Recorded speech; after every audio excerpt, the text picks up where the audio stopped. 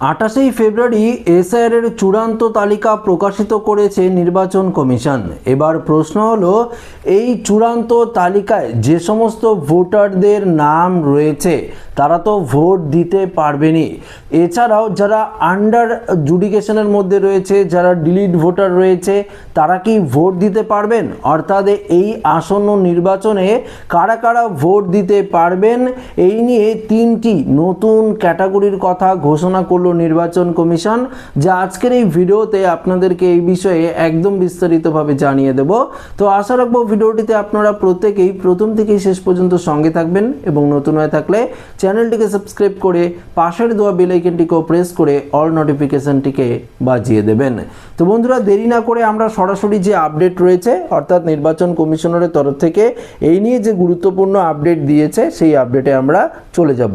দেখুন, এখানে পরিষ্কার বলে দিয়েছে, পশ্চিমবঙ্গে আসন্ন বিধানসভা নির্বাচনকে কেন্দ্র করে ভোটার তালিকার সংশোধনী অর্থাৎ এসআইআর এর কাজ চূড়ান্ত পর্যায়ে রয়েছে। নির্বাচন কমিশনারের এসআই প্রক্রিয়া শেষে রাজ্যের নাগরিকদের ভোটাধিকার নিয়ে নতুন করে প্রশ্ন ও কৌতূহল তৈরি হয়েছে। অনেকেই নিশ্চিত নন যে চূড়ান্ত তালিকায় তাদের নাম রয়েছে কিনা। দেখুন, এখানে আরও কি বলেছে নির্বাচন কমিশন, ভোটারদের বর্তমান অবস্থা বা স্ট্যাটাস অনুযায়ী মূলত তিনটি ভাগে ভাগ করেছেন। আপনার নাম কোন বিভাগে পড়েছে তার উপর নির্ভর করবে আপনি আগামী 2026-এর যে নির্বাচন রয়েছে সেই নির্বাচন দিতে পারবেন কিনা। প্রথম ফার্স্ট ক্যাটাগরির কথা বলছি, সেটি হলো ফ্রেশ ক্যাটাগরি, অর্থাৎ এই তালিকায় ভোটাররা সব থেকে নিরাপদ স্থানে রয়েছে। যদি আপনার নামের পাশে বা ওপরের কোনো বিষয়ে রিমার্কস না থাকে তবে ধরে নেওয়া হবে আপনি ফ্রেশ ভোটার, অর্থাৎ আপনার ভোটদানের কোনো বাধা নেই, আপনি ভোট দিতে পারবেন। এবার আপনাদেরকে বলছি, দেখুন এসআইআর যে চূড়ান্ত তালিকা প্রকাশিত হয়েছে, এই তালিকায় আপনার নামের পাশে না ডিলিট লেখা রয়েছে, না আন্ডার জুডিকেশন লেখা রয়েছে, কোনো কিছু লেখা নেই, তাহলে আপনি নিশ্চিত ভোট দিতে পারবেন। আপনি ফ্রেশার বা নতুন করে আপনারা ভোটারের জন্য আবেদন করেছেন কিন্তু আপনার নাম উঠে গেছে, সেক্ষেত্রেও আপনাকে নিশ্চিন্তা থাকুন, আপনি ভোট দিতে পারবেন সামনের বিধানসভার। পরবর্তী 2 নম্বরে কি বলেছে, বিচারাধীন বা আন্ডার জুডিকেশন। এই নিয়ে তো আপনারা সমস্যায় রয়েছেন যে আপনার নামটি আন্ডার জুডিকেশনের মধ্যে রয়েছে। কি বলেছে, এই ক্যাটাগরির বেশ জটিল, যাদের নামের পাশে এই শব্দটি লেখা রয়েছে তাদের ভোটাধিকার বর্তমানে বিচারপতির পর্যালোচনা অধীনে রয়েছে। এখনো পর্যন্ত আপনারা বিচারপতির পর্যালোচনার অধীনে রয়েছেন। সাপ্লিমেন্টারি যে তালিকার কথা বলেছে, এই তালিকায় যদি আপনার নাম উঠে যায় তাহলে আপনারা নিশ্চিন্ত ভোট দিতে পারবেন, অর্থাৎ ইলেকশনের আগে যদি সাপ্লিমেন্টারি তালিকায় আপনার নাম যদি উঠে যায় আপনারা ভোট দিতে পারবেন। যদি নাম না ওঠে সেক্ষেত্রে আপনারা ভোট দিতে পারবেন না। আসছি 3 নাম্বার কি বলেছে, ডিলিট বা বাতিল, যাদের নাম তালিকা থেকে সরাসরি বাদ দেওয়া হয়েছে এই অবস্থায় থাকলে আপনি সরাসরি ভোট দিতে পারবেন না, এটা কিন্তু কমিশনারের তরফ থেকে জানিয়ে দেওয়া হয়েছে।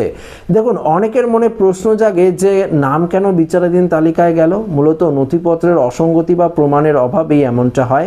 মনে রাখবেন, কেবল আধার কার্ড বা রেশন কার্ড থাকলেই হবে না, নির্বাচন কমিশনের নির্ধারিত 11টি নথি, নির্দিষ্ট নথির মধ্যে যে কোনো একটি সঠিক প্রমাণ থাকা বাধ্যতামূলক। যাদের নাম এই তালিকায় তাদের ভাগ্য এখন বিচারকদের হাতে। যদি বিচারক মনে করেন আপনার দেওয়া নথিপত্র সঠিক তবে নাম চূড়ান্ত তালিকায় ফিরবে, তবে এখান থেকে খুব কম সংখ্যক মানুষই সাপ্লিমেন্টারি লিস্টে জায়গা পান। যদি বিচার প্রক্রিয়া চলাকালীন নাম বাতিল হয়ে যায় তবে আগামী নির্বাচনে ভোট দেওয়ার সুযোগ কিন্তু আপনি পাবেন না।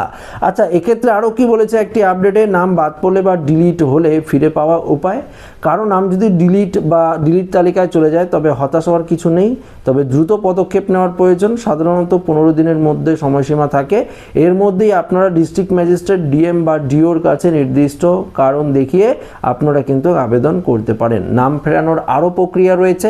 আপনাকে নতুন করে ভোটার হওয়ার জন্য ফর্ম নাম্বার 6 আপনাকে অ্যাপ্লাই করতে হবে। আবেদনের সাথে সমস্ত বৈধ পাসপোর্ট ডকুমেন্টস বা নথিপত্র জমা দিতে হবে। যথাযথ ভেরিফিকেশন যাচাই প্রক্রিয়ার পর যদি আধিকারিকরা সন্তুষ্ট হন তবে আপনার নাম সাপ্লিমেন্টারি লিস্টে কিন্তু উঠে যাবে। যাবে, এটা কিন্তু কমিশনারের তরফ থেকে আপডেটটি দেওয়া হয়েছে। দেখুন বন্ধুরা, এখানে 3টি ক্যাটাগরির কথা বললাম। এই ক্যাটাগরির মধ্যে যদি আপনারা পড়ে থাকেন তাহলে নিশ্চয়ই বুঝে গেছেন এই ভিডিওতে যে আপনারা সামনের যে বিধানসভা নির্বাচন রয়েছে সেটাই আপনারা ভোট দিতে পারবেন কি না। তবে আপনাদেরকে জানিয়ে দিই, আন্ডার জুডিকেশনের মধ্যে যে সমস্ত ভোটার রয়েছে তাদের আশা করি সমস্ত প্রক্রিয়া খুব তাড়াতাড়ি একদম সলভ হয়ে যাবে। তবে কিছুটা তো সময় লাগবে, কেননা একটি দুটো ভোটার নয় বা 1 লক্ষ 2 লক্ষ নয়, একদম পুরো 60 লক্ষ ভোটার আন্ডার জুডিকেশনের মধ্যে রয়েছে। সেগুলো সমস্ত প্রক্রিয়া নিষ্পত্তি করতে কিছুটা সময় তো লাগবে। তো অবশ্যই আপনারা একটু ধৈর্য সহকারে থাকুন এবং দেখবেন যে সাপ্লিমেন্টারি লিস্টে আপনার নাম উঠলো কি না। তো আশা রাখবো ভিডিওটি প্রত্যেকের ভালো লেগেছে। ভিডিওটি ভালো লাগলে লাইক করবেন, বন্ধুদের সাথে শেয়ার করবেন, নতুন হয়ে থাকলে চ্যানেলটিকে সাবস্ক্রাইব করে আমাদের সঙ্গে জুড়ে থাকবেন। ধন্যবাদ।